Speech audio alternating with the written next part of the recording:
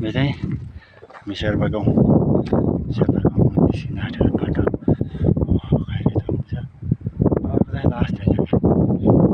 जुन यो तल पनि देख्ने खोलै खोला पनि बाटो छ सन्चै तर हामीले शेर्पा गाउँबाट अन्त शेर्पा गाउँ बस्ने भने शेर्पा प्लेस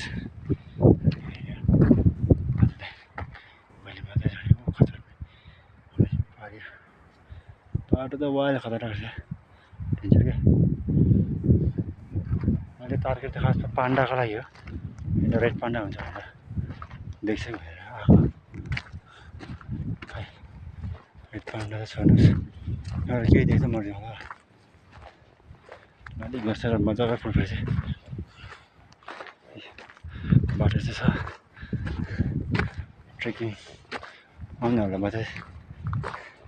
सही रहेछ बाटो तल्लोको बाटोबाट चाहिँ लास्ट मान्छे बेसी हुन्छ क्या अनि यो माथिबाट चाहिँ पराई जुन खचरहरू दिँदा आउँछ अनि त्यहाँबाट खचरदेखि लिएर त्यो रासन पानीहरू कसैले सिमेन्ट लाँदो रहेछ कसैले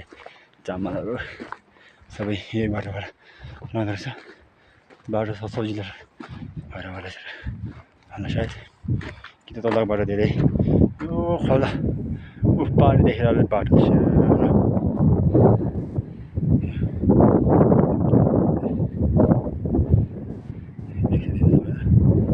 यहाँबाट चाहिँ बाटो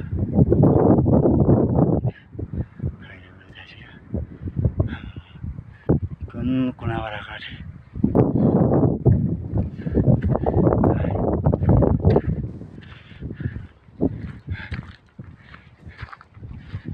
ल भएर मजा आयो कसम ट्रेकमा फर्स्ट मजा आएको मलाई धवलगिरी राउन्डमा हो अनि सेकेन्ड मजा पनि अनि एडभेन्चर भएको चाहिँ यही हो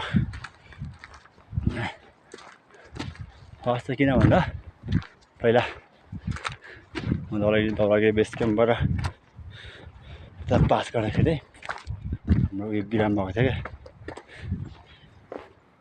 गाउँ त हेर्दिनँ त ऊ यो तल रहेछ त